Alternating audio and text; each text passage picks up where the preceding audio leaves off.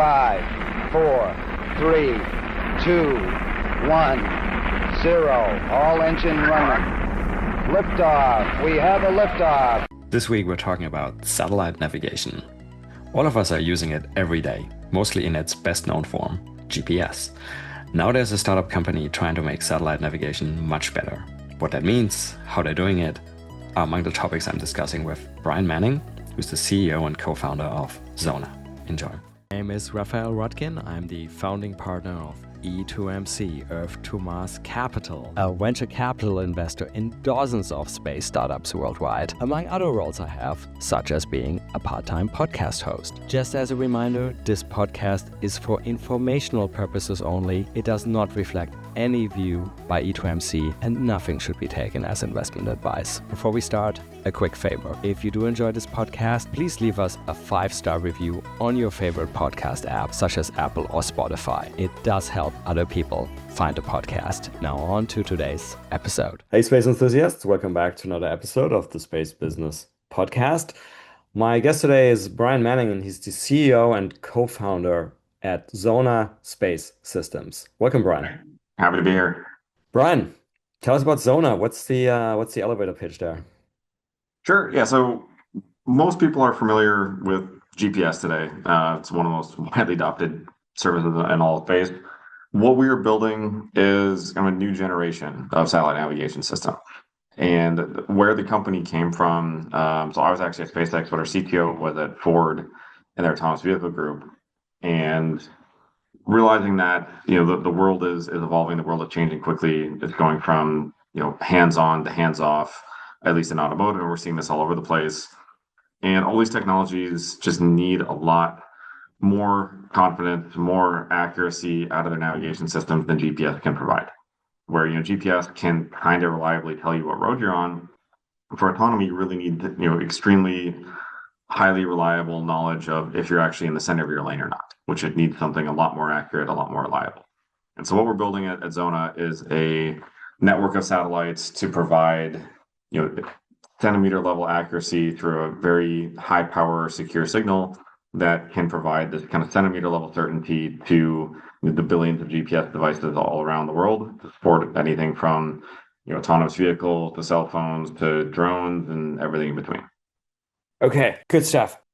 So I think, as you sort of alluded to, I think probably everyone, including people who are not from the space sector, are familiar with the term GPS, which of course is just the American system for satellite navigation. I mean, it feels like one of these space applications that has been around forever. I don't know off the top of my head now when GPS started, but it feels like something from the 1970s, maybe. So we have slides from a report on our big conference room wall here from 1966, actually. And the original idea behind GPS, if you go through this report, it's a really well done report by the Aerospace Corp. It's kind of fun to read.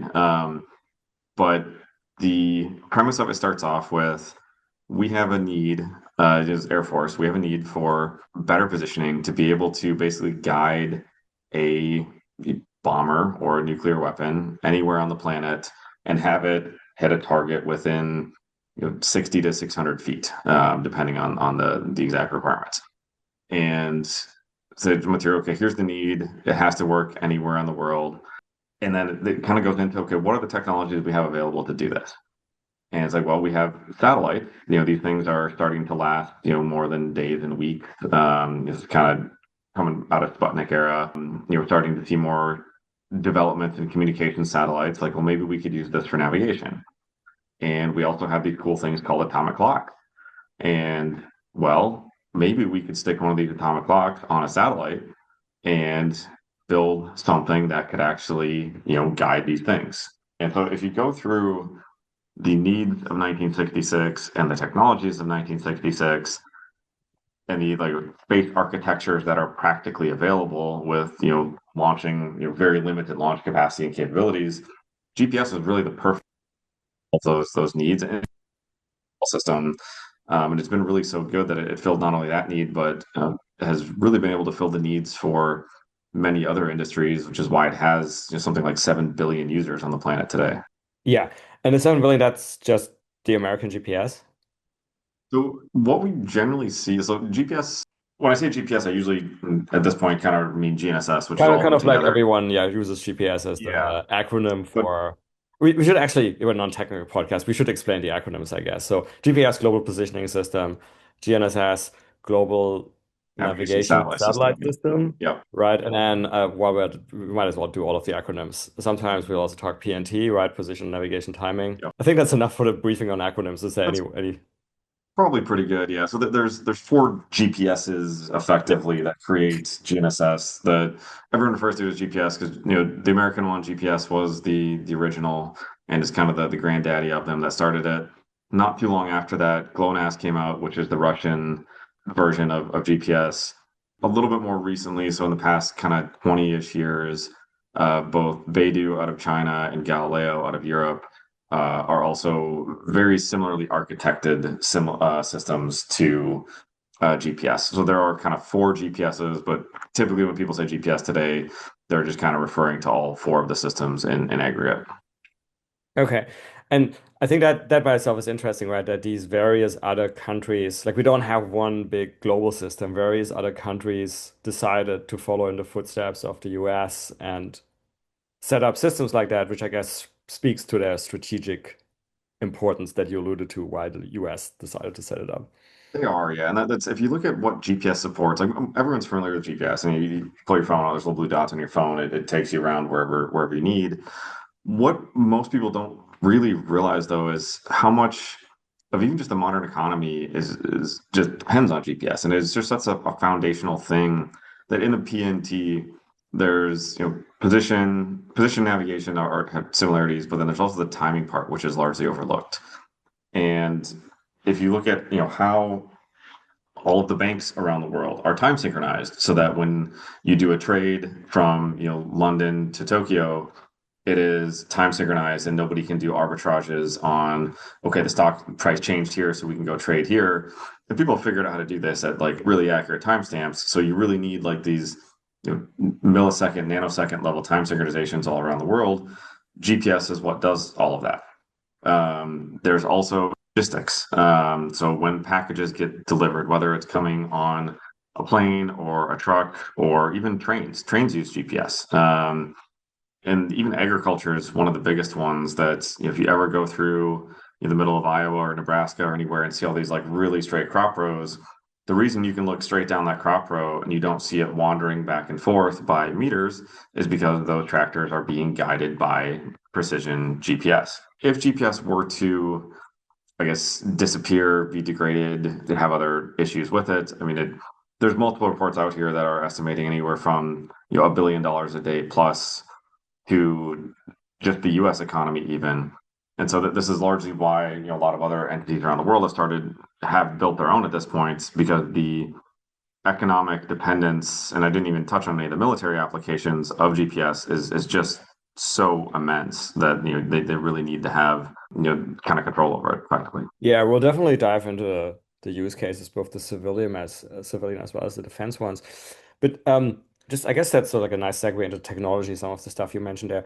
So by the way, you mentioned cell phones where everyone is using this. When I pull out my cell phone, am I kind of sort of using GPS by default because now I'm in the US, or is it sort of like if I travel to Europe, I somehow use Galileo, or how does this actually work globally? I must admit I don't know. GPS are all the different constellations, the four major ones that I mentioned. They're broadcast only systems. And so one of the, I guess, fears about GPS is that it's tracking you, but it's Mm. really not. So GPS satellites talk to you. They don't actually take information back. And so all of those satellites, so GPS, GLONASS, Beidou, Galileo, they all broadcast globally. So most phones these days are receiving signals from so typically all of those constellations. And so when a phone, if it can receive signals from at least four satellites at once, it can trilaterate its position and determine where it's at. But a GPS device isn't actually tracking where you're at. It's just listening to the signals, and it can, by listening to those signals, it can determine where it is at. And then what it does with that information is really up to the user on the phone or on the car or tractor or whatnot. But the satellites themselves aren't listening back. Okay. Gotcha. And what is the you mentioned at the beginning there what the original, let's call it the spatial accuracy or whatever the best term is, was of the GPS system? What is it actually like in today's world? Depends a bit on the receiver, but the typical accuracy that you can expect out of a GPS is, in the 3 to 5 meters. Maybe you can get down to 1 meter or so with more advanced receivers, but it's pretty tough to get better than 1 meter accuracy realistically with GPS as it stands today. And that's just due to some of the inherent limitations in how the system was designed, that it really wasn't designed to go beyond that, that it was designed to get to, I think the original requirement, if I remember right, was around 60 feet.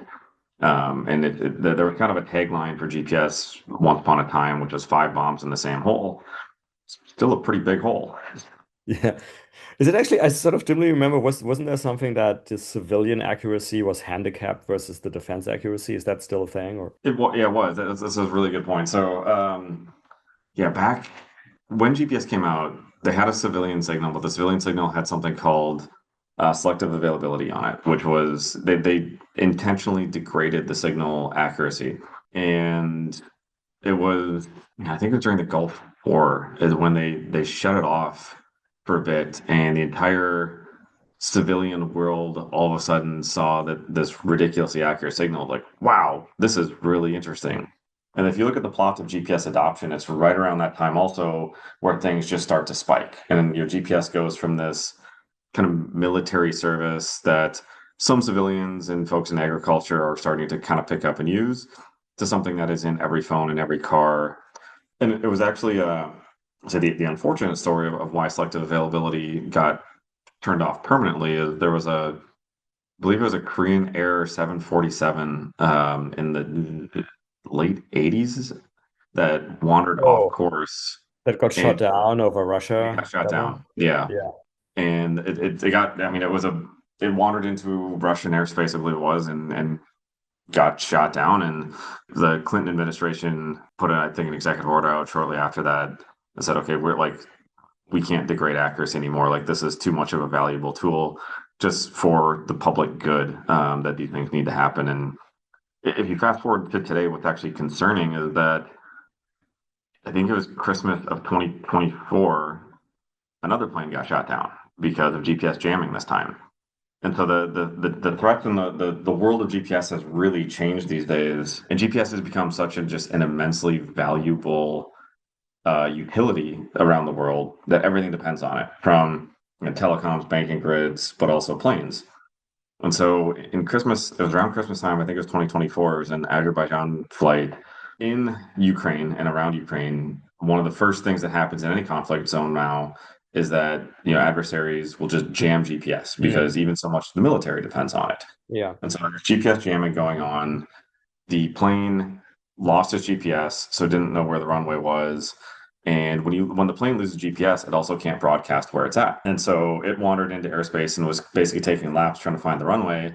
Russia saw a plane making laps, not broadcasting its position, and shot it down and killed most of the people on board. And it's something that surprisingly didn't catch a whole lot of attention, but just the dangers that are out there today of what happens if GPS goes away are unfortunately becoming more real. And that's one incident, but there's been unfortunately more, and they seem to be growing in the world today with more GPS jamming and spoofing incidents popping up. I think in this context, it's Brian, it's maybe interesting if you can quickly lay out for our listeners the architecture of these current systems, how resilient they are, because we're not talking that many satellites currently, right? Yeah, it's you can track the satellites that are up there, but the jamming typically covers all of them. And so it's a pretty. I mean, if you look at the jamming in the Ukraine right now, I mean, they're cell phone bans. They're just jamming anything that could possibly be used by the military. Typically, GPS signals are in particular very vulnerable to jamming. So the GPS signals are broadcast at about 25 to 30 watts, and a put that in context, a typical light bulb is in that range, but the GPS satellites are 20,000 plus kilometers away from Earth, which again, adding context, a that's about an Earth and a half away from Earth. And so one of our buddies put this like it's kind of like if you were trying to listen to a baby on a baby monitor and the baby monitor was 500 miles away from the baby. Like that's how quiet the GPS signals are. And so it's fascinating that like phones can even pick up and listen to the signals at all. But because they're so weak, it's really, really easy. Even like a 1 watt jammer can disrupt an entire city block. So it's very easy to mess with. let's stick with the baby monitor analogy. I haven't heard this, but I like this. So and then I guess because I want to come to like the various security risks, right? Because there's also spoofing, which we should explain to our listeners too. So jamming is kind of like you have this like far away baby monitor, you're trying to listen to it, and then like somebody puts up like a boombox and basically Pretty much. like drowns out your like baby sound, right? Pretty much, yeah. That's exactly it. And it doesn't take that much power. I mean, a medium loud, yeah, a boombox is a pretty good example, but yes, it's pretty easy to jam out. Okay. And then correct me if I'm wrong, spoofing would be basically if somebody puts out like a fake baby like sound. Yes. If your baby's 500 miles away, spoofing is somebody put a fake baby, 250 miles away. That sounds really similar, and now you think it's that. And the reason that's possible is that the GPS signals today that everyone uses, even cars and planes and everything else that depend on them, they don't have any security layer on them. The military ones do, but the civilian ones don't. And so it's kind of like taking a postcard and filling out your name and your date of birth and your social security number and your address and sending it through the mail. Like all the information is just wide open and out there for anybody to read and take. And this is one of the big advancements we've made at Xona on both sides is that our signals are one encrypted, so you're not just broadcasting your information for everybody to read, but they're also 100 plus times stronger than the GPS signals, which just makes them much, much more difficult to actually jam or disrupt. And these are two of the advancements that we've seen are necessary, not just for military devices, but also for really all the civilian devices that, as you go from the hands-on world to the hands-off world, you need to have a much higher level of confidence in the systems and the infrastructures that are supporting these to be able to trust, taking your hands off the wheel and knowing that the vehicle is going to be, still guided safely to its destination.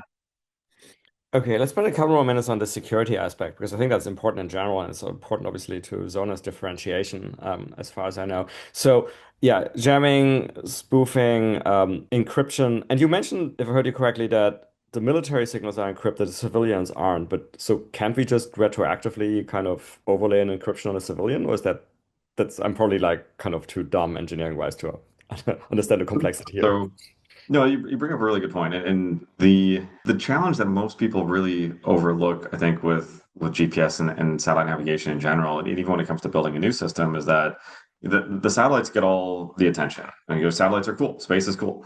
The biggest challenge about deploying a new service, though, isn't necessarily in building infrastructure; it's the user equipment.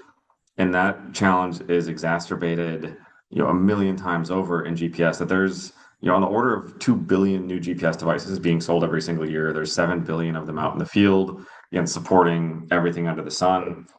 If you just make a change to that service, and the GPS service was never designed to change. It was designed, the signal structure, the data in it was fixed a half century ago. Those chips, those receivers, those customer devices only know how to pick that up.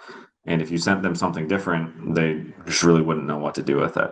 And so, again, this is where we've been really pushing to modernize that world. And the signal that we've designed, it has areas that are standard, but it's also one that we've designed it from day one to be evolvable, to be changeable. And so as we are programming in with these receivers, the software and the capabilities we're adding and the coordination we have with receiver manufacturers, it has to be designed in a way that, as we update the signal, as we add or change encryption layers, for example, the receiver equipment can basically pick those changes up and be able to integrate and use them. So this is actually a hardware point. It's basically like in my cell phone, there is some chip that processes the signal. Yeah, so all devices have any GPS device will have a GPS. There's kind of two parts. There's the antenna, and then there's the chipset. And so the antenna takes RF signals, usually passes them to an analog to digital converter, turns the RF signals into ones and zeros, and then those ones and zeros go into a processor, and the processor says, okay, I see that satellite, I see this satellite, I see this satellite, and therefore I can determine where I'm at. But the way that the software is programmed today is when it sees a GPS satellite, it has a very certain expectation of how the data is structured, what it looks like, etc. What we designed our system to do, which was actually pretty unique, I think, is we realized that going out to all these customers and saying, okay, I've got this great service, it can give you the centimeter accuracy that you need, it can give you the security that you need, it can give you the power you need to operate, even inside of warehouses or underneath trees and all these places where GPS can't reach, but you have to add a new antenna or you have to add a new chipset. Like it just doesn't work. It's just not a scalable option. And imagine you say, okay, well, changing the antenna out on a tractor maybe isn't that hard. Changing the antenna out on a cell phone or an F-35 is close to impossible. And so that means you have to really be in a frequency band that the existing antenna can pick up. And you also have to have a signal structure that is, I guess, familiar enough to the chipset. And so we designed our system in such a way that you can actually just update the software or the firmware on that GPS chip to be able to recognize our signals and our satellites. And you don't have to change the antennas, you don't have to change the hardware, but with a software firmware update, you can actually pick up an entirely next generation capability with 100 times better accuracy, 100 times better power, and a whole security layer, and do it in parallel with GPS. So to your point of like, why can't we just go add a software update on GPS? You can't just change the GPS signal because you would invalidate all the ones that have it.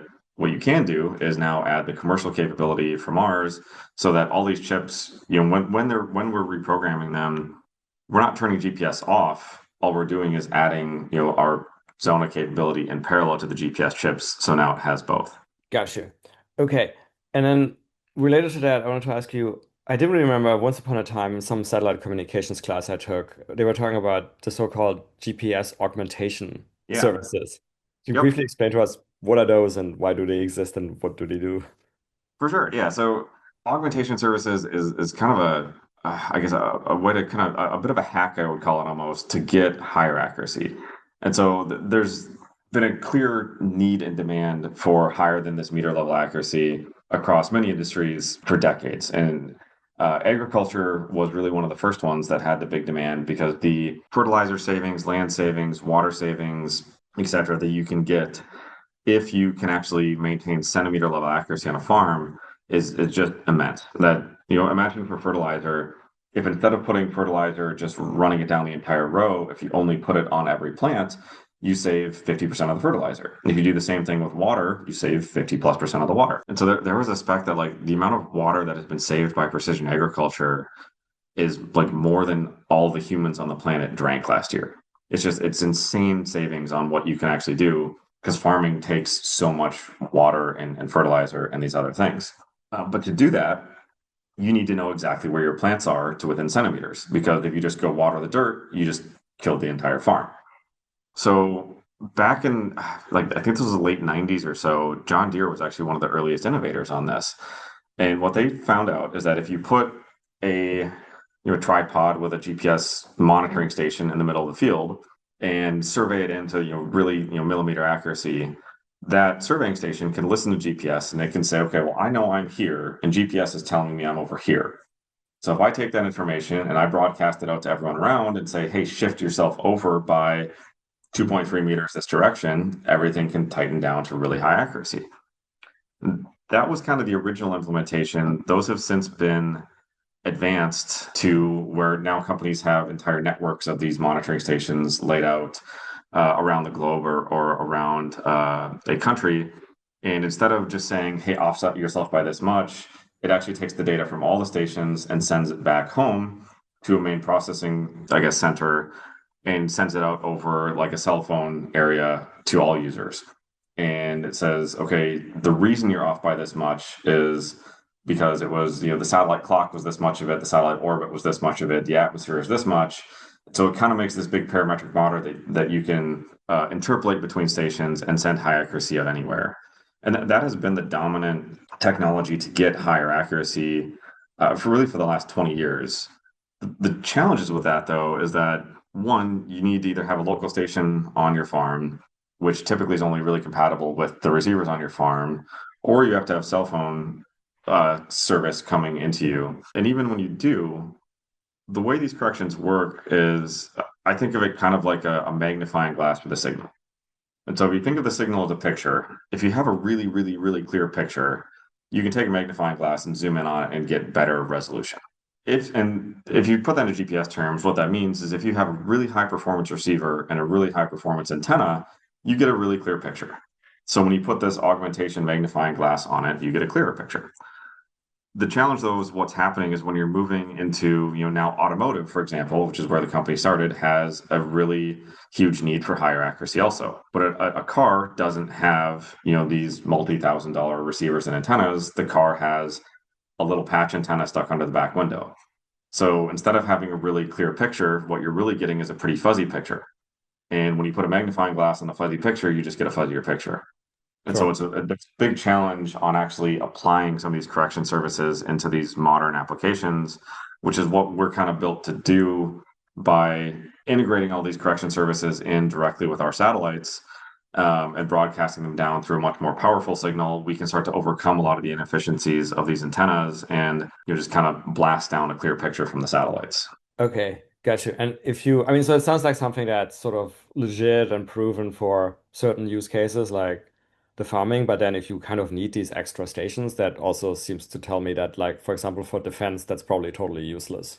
Yeah, if you want better performance than GPS can provide today, you basically have to choose between, well, do you want higher accuracy or do you want higher resilience? Because there's really nothing that gives you both. And if you want global high accuracy, yeah, it's pretty tough. There's not really many options out there. So defense, typically GPS accuracy is good enough for them. But that's also because it's really all that's available to them today. And I was just okay, it's going to be a nerdy question, but just thinking this through, if we're talking sort of like this sort of level, these levels of accuracy and like long distances to where the satellites currently are, like, but you mentioned the atomic clocks, like how much accuracy do we need on the timing here? Is it like nanoseconds, picos, I don't know, femtoseconds? Like it sounds like it has to So be very accurate. it actually is, yeah. So the way that all the GPS works today is your receiver has to listen to at least four different satellites at the same time. And the satellites are broadcasting down a relatively simplistic signal, which says, here's where I am, and here's what time it is when I was right there. Because by the time you receive the signal, even at the speed of light, the satellite has already moved on. So your receiver is sitting there saying, okay, at this exact time, that satellite was there, and that one was there, and that one was there, and that one was there, and therefore I can figure out where I am. But for that to work, all of the clocks on those satellites have to be perfectly time synchronized because if the satellite clock is off by a nanosecond, you're immediately off by a foot, which is the conversion of the speed of light. And so all the clocks really need to be synchronized on the satellite to really like nanosecond level or better to be able to maintain that level of accuracy. That's the only way to do that is you take your satellite and you put a bunch of these big cesium or rubidium or hydrogen maser clocks on board the satellite, which are incredibly, incredibly stable, but also incredibly large and expensive. The innovation that Xona really built and how we solved this was kind of moving from an on-premise architecture to a cloud architecture. So today, if you think of every GPS satellite as a time server, what our satellites are and the patents that the company is built around is more like an edge node, where we still have a good high performance clock on board, but it is constantly being steered and adjusted by big clocks other places. And that can either be GPS satellites behind us, or if those are not available, it can also be these really big clocks that sit on the ground that we maintain constant connectivity to keep our satellites time synchronized to better than a nanosecond, but without having tens of millions of dollars of atomic clocks on board every satellite. Okay, and just one even nerdier follow-on question to that. I mean, if we're talking this level of timing accuracy, like, do you guys have to take into account like relativistic effects? It's one of the few, yeah, it's one of the few industries that you actually have to know the special theory of relativity to make it work at that level. It's the the clocks on the GPS satellite. So the clock frequency is 1.023 megahertz, but the clocks on board are actually like 1.02, 29, some really odd decimal. to account for the time dilation of the satellites that are moving. It's a bit of a crazy thing that not many people have to think of. Okay, cool. I will. This is super interesting, but we'll stop at this point. Otherwise, we're going to start losing some listeners. So I wanted to kind of pull on a thread where you mentioned at some point in time the sort of the altitude of the satellites. I think it was like 20 kilometers or something like that. This is the 20,000. GPS. Yeah. Oh, 20,000. Okay. So it's like, yeah, of course, 20,000, which is like, I guess, what we call MEO, medium Earth orbit. And then why was this architecture chosen? And I think at Xona, you guys are doing something different, and kind of why you guys changing the architecture as well. Like what drives the satellite architecture of Yeah, such a system? it's the same. I think driving factors for us are the driving factors that we've seen really power the success of Starlink, of Planet, of other companies that have gone from the an architecture of a small number of really big satellites far away from Earth to a large number of smaller satellites closer to Earth. And if you look at it, prior to SpaceX days, realistically, and I guess affordable access to space, launch costs were immense. And so the way that you would typically architect a satellite network is you're really trying to minimize the number of launches because the launch cost is just such an outsized cost. And if you're trying to minimize the number of launches, typically what that leads to is, okay, we want satellites that are incredibly reliable because we don't want to have to go relaunch these things. And we want the minimum number of satellites. And so if you put a small number of really big satellites in higher orbits that last 25 or 30 years, you generally minimize the number of launches. And so if you look at GPS, the architecture, it's a minimum of 24. I think there's about 31 or 32 operational satellites today. They are 4,000-ish kilogram satellites. Like they're big satellites, but they're up in these very high orbits, so they cover the entire Earth. With what is available today in commercial launches, it's still expensive, but it is on the same order of magnitude now as the costs of the satellites and just the BOM items. You almost look at you almost look at launch like another BOM item as opposed to this like just outsized thing. And so as you're building a network, what we're really optimizing for is the total cost of capability. And what's the cost to orbit as, okay, every kilogram costs this much. Is it worth it to drop a kilogram? Do I need this capability if it's worth adding kilograms? But ultimately, the optimization leads to a larger number of small satellites much closer to Earth is actually much more efficient. And part of the reason for that is if you get down to the lower orbits, you don't need the really heavy radiation at higher orbits. The main processors and things like that is a couple $1,000 processor, where if you need the really heavy radiation hardened one, you're now into a couple $100,000. And if you multiply that across the entire system, this is how you go from a satellite that is tens to hundreds of millions of dollars to a satellite that is hundreds of thousands of dollars realistically at scale. And so that's kind of what has driven it. There's also some just significant performance advantages that by being down in these low orbits, we're simply 20 times closer to Earth. It's a lot easier to put a powerful signal down when you're that much closer. And that's one of the big advantages of, how we get to a signal that is 100 times stronger, that can punch through jamming, that can punch through walls, that can punch through trees, is just the simple physics of having satellites much closer to Earth. Gotcha. And I guess it has sort of a nice side effect of resilience, like in case there is some adversary, like they'd have to shoot down more satellites, I suppose. It is, yeah, and there are different types of resilience, and this is something that we do look at with our government customers. That satellites in really high orbits, they have to be really radiation hardened to even survive up there. So they do get some natural resilience from that. Being in the higher orbits, it is harder to attack the higher orbits than the lower orbits, especially from Earth. So they get some from that. That being said, if they were to be disabled, the replenishment time, the US currently builds on average maybe 2 GPS satellites a year, and you need a minimum of 24. So we're at a 12-year time frame practically to even replenish a system. It's a decade type exercise. Where at low orbit, you have a different types of redundancy. You kind of have, I guess, resilience through redundancy effectively, and that we are building these satellites. We're ramping up our production line right now to be building multiple satellites per week. So, like we will be building more navigation satellites in a week than the U.S. currently builds in a year, and the cost is also massively lower. And so, from a adversarial standpoint, I mean, sure, you can take them down, but we can put them up as cheap and as fast and efficiently as you can take things back down. So it is a very different type of resilience and kind of a responsive resilience that you can get by going to these lower orbits and the proliferated constellations. And again, the same lessons that we've seen be very interesting for not just the commercial world, but also like SDA and what governments are looking at for proliferated architectures. Yeah. Just on the security side, I mean, we mentioned the jamming on Earth. I mean, do we already have to worry about jamming in space? So Oh, when yes. signals urgent? Jamming is not a two-dimensional problem. It's very much a three-dimensional one. And I say it's a three-dimensional problem, and it's also one that there's definitely clear reports and I guess recorded incidents of jamming even coming from space.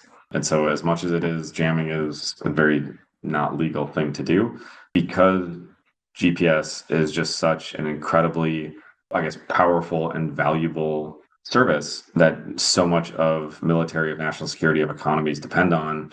It also has painted a massive target on its back for disruption, especially in conflict zones and conflict areas.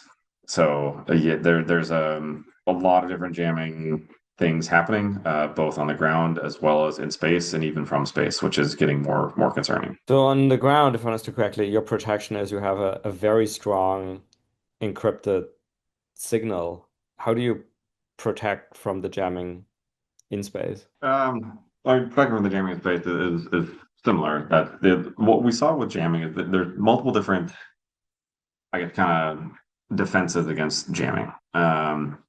And you don't jam a signal necessarily, you jam the receiver. And so really you have to figure out how do we make sure that this receiver can still listen to our signal and maintain,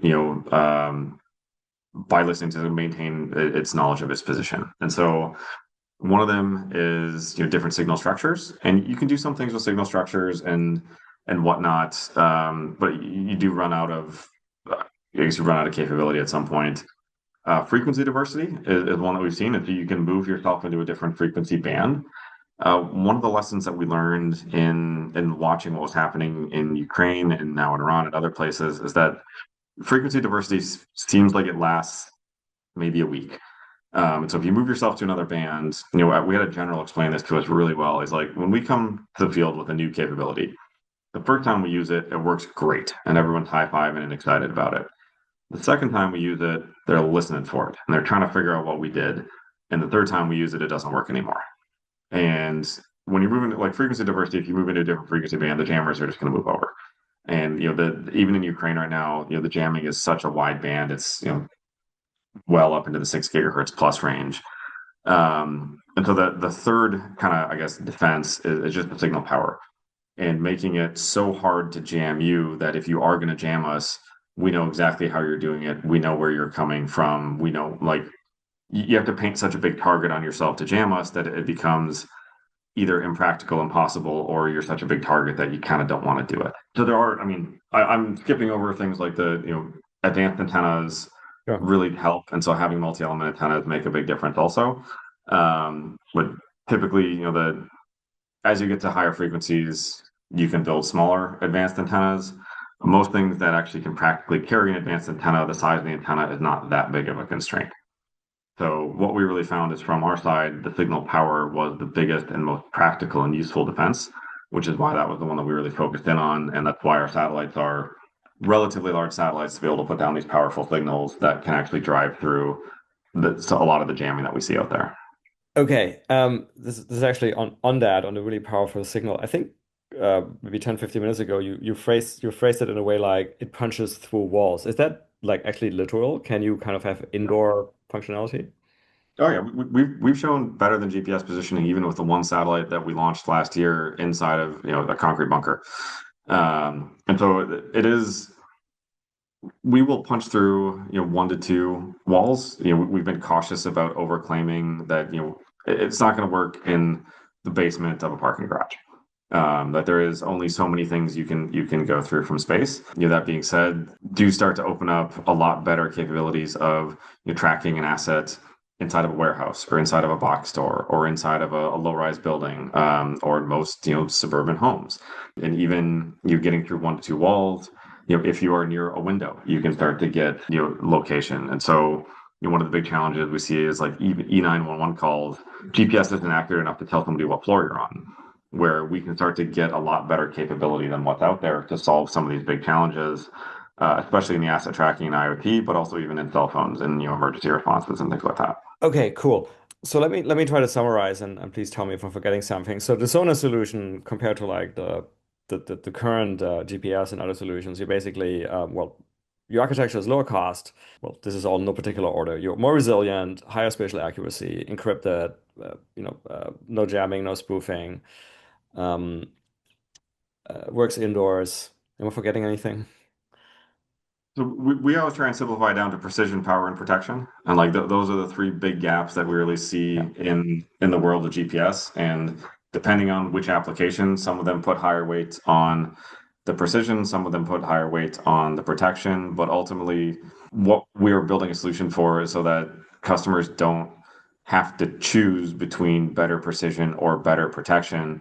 You can actually have your cake and eat it too with our solution, which is really what's needed in the world to go from a hands-on world to a hands-off world, and trusting and having confidence in those things that we are hands-off with. Gotcha. Okay, so precision, power, and protection, PPP. I like it. Yep. It's very easy to remember.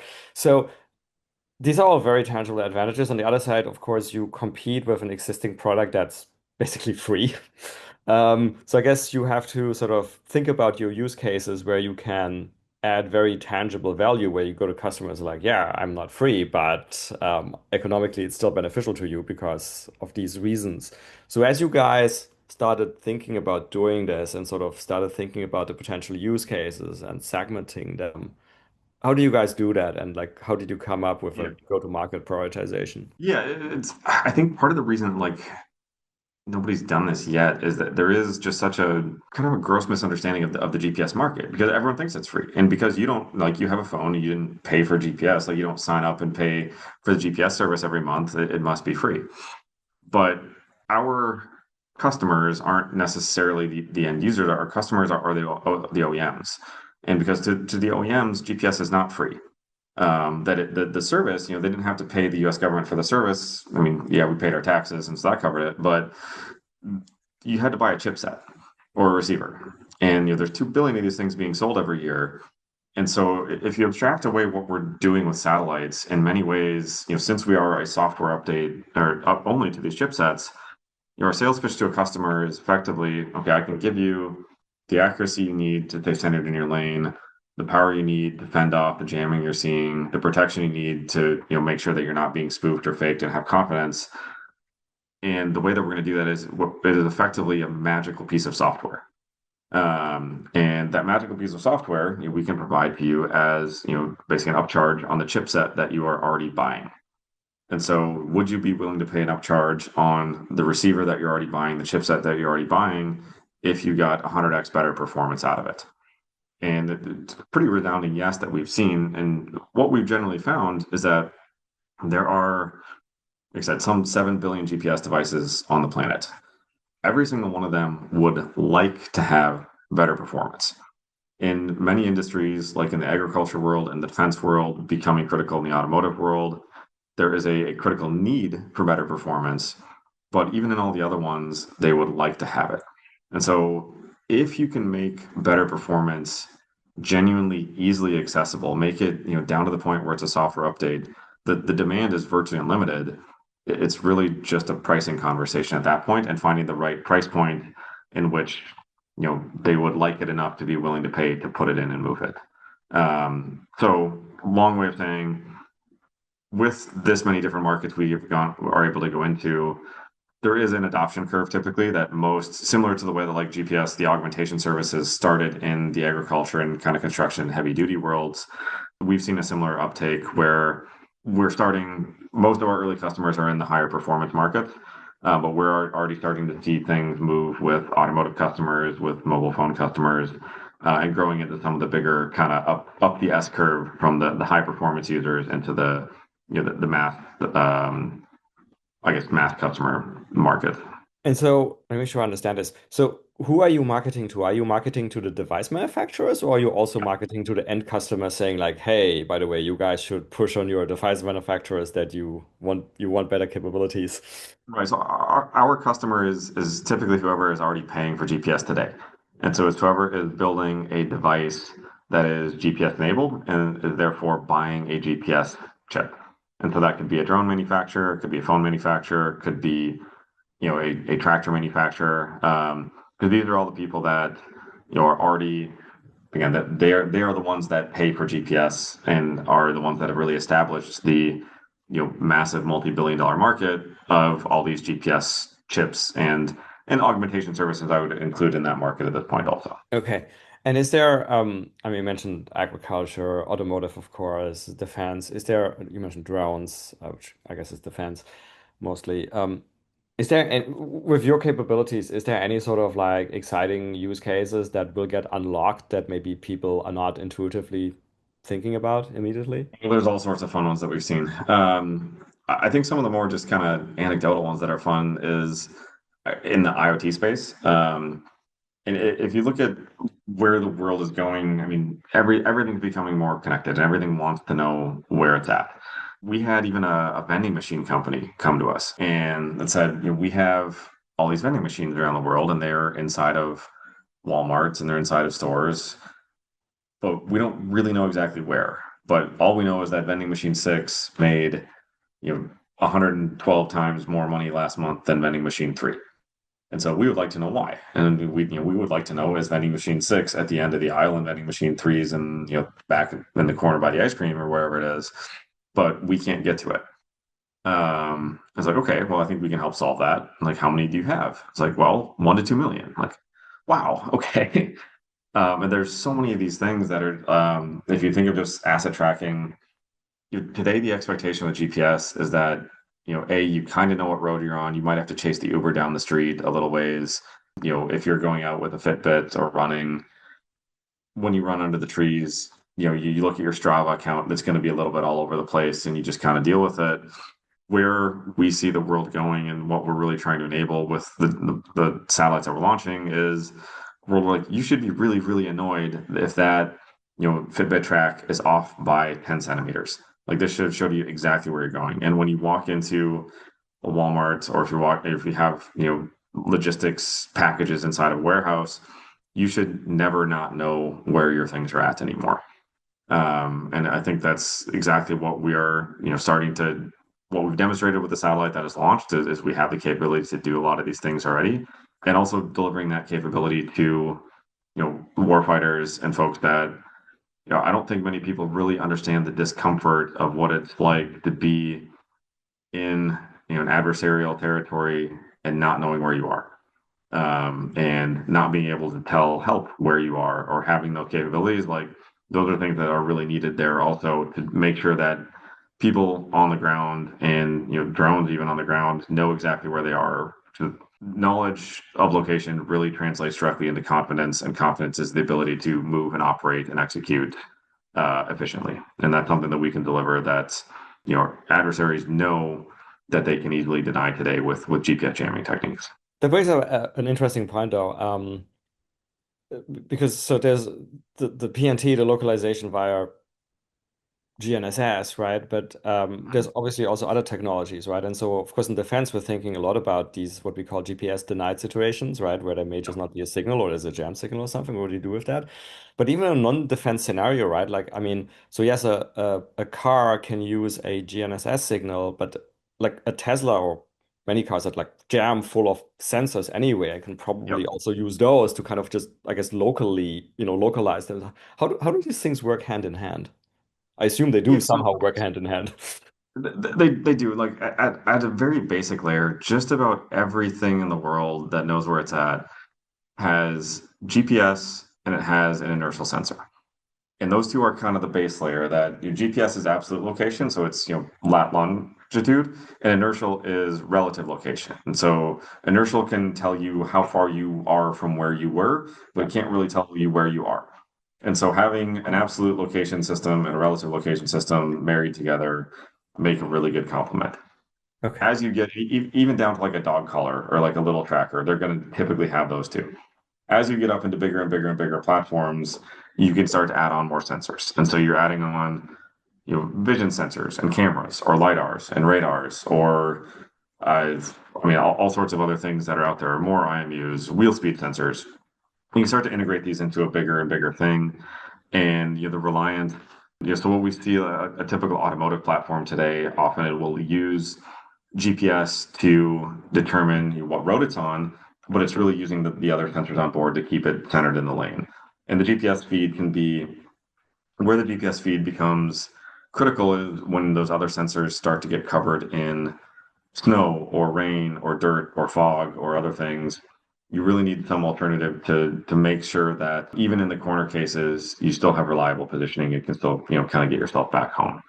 So they all really work together hand in hand quite well. And that's GPS is the ultimate absolute location reference, where a lot of these other ones are really more focused on being relative navigation as opposed to absolute navigation. Gotcha. Makes a lot of sense. No, thank you for the explanation. Okay, as we're kind of coming to the end of the episode here, tell me where you guys are. Sort of where are you in your journey? Do you have a satellite or satellites up there? What are the next big milestones? Yeah, so we launched our first like full production class satellite last year, and we're able to demonstrate end to end the capabilities of the service. We've been doing a bunch of different customer demonstrations, both with our commercial customers as well as our government customers. We just closed a big Series C round, which we were excited about. That is corresponded with, we just opened up our satellite factory, which is where I'm actually sitting now. We've got the first couple satellites actually on the line. We'll be launching the next batch later on this year. And then 2027 is where we're really starting to ramp up the deployment. The company's kind of making a transition from, the technology developer to the service provider. And so we're starting to, get user equipment out deployed in the field in customers' hands and getting the satellites up in the air to turn it on, and you're starting to actually provide a real service. We're excited about what it can do for our customers, and trying to make a difference in the world with what we can here. So Good stuff. Brian, the last two questions are always the same on our podcast. The first one is if you weren't doing Xona, but you kind of obviously have a good view what's going on in commercial space in general, is there anything else that you find interesting to follow? I always like following random tech things that are going on around the world. I'm a big fan of nuclear stuff. So I actually worked on nuclear thermal rockets once upon a time. Oh, wow. And it was a couple of fun internships and learning about the nuclear world. And I do think if you just look at the energy generation needs and some of the challenges that we're focusing, I think nuclear has a place. I think nuclear and battery technology, I think the two of those are both areas that can fulfill some significant needs. That I know there's a lot of interest in space-based solar and power and things like that. I do think solar panels on Earth work pretty well, but you got to put a battery with them. So yeah, I think there's some neat technologies coming up in those areas that combine pretty timely with being able to support the energy generation demands that seem to be continuing to increase in the AI world. Got you. Now you mentioned nuclear and batteries, and that's just kind of brought up a question in my mind, which I wasn't planning to ask, but it's kind of fun. So, how do you think about PNT on the moon? Because we'll need that, right? We- We've definitely looked at it. We've been asked about it more than I had additionally, I guess, originally anticipated we would have been asked about it at the company.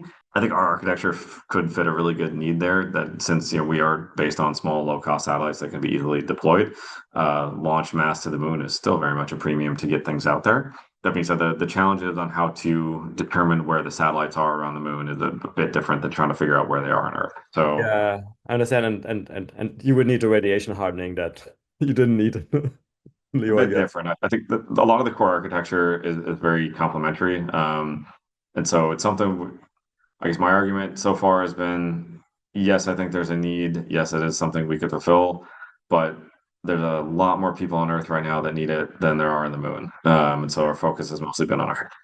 Fair enough. Fair enough. Okay, final question, always the same too. Favorite science fiction? For like movie or Oh, it could be anything. It could be a book, a movie. People have mentioned manga, like very you can doesn't matter. oh man, Brandon Sanderson's got some really good books. yeah, I think any of the brain, I'll go favorite author and give an answer on that then. I think anything that Brandon Sanderson's wrote and written, I've generally been a pretty big fan of. I mean, the Dune movies are very pretty and cool and definitely good entertainment, but and I thought Brandon Sanderson actually came in to help finish some of those, if I remember right, because like the author had passed away or something. But so I'll leave it with an author and say um, yeah, the Brandon Sanderson's got a couple good series that are worth checking out. So Okay, that's cool. I think you're the first one to mention that, so that's always good if someone mentions all something right, new. something different. Thank you for that. Brian, it was a pleasure. Thanks to you for taking the time. Best of luck to Xona in the next milestone. Thank you very much. Appreciate you for having us. And that's it for another nominal episode of the Space Business Podcast. And once more, if you enjoyed this episode, please leave us a 5-star rating on your favorite podcast platform, such as Apple or Spotify. You can follow us on Twitter at podcast_space. We're also on LinkedIn under the Space Business Podcast. Lastly, if you have any feedback, including ideas for guests, and that may even include yourself if you have an exciting space story to tell, or interested in becoming a sponsor, or really for any other suggestions, you can drop us an email at spacebusinesspodcast@gmail.com. Thanks so much for listening, and see you for the next episode.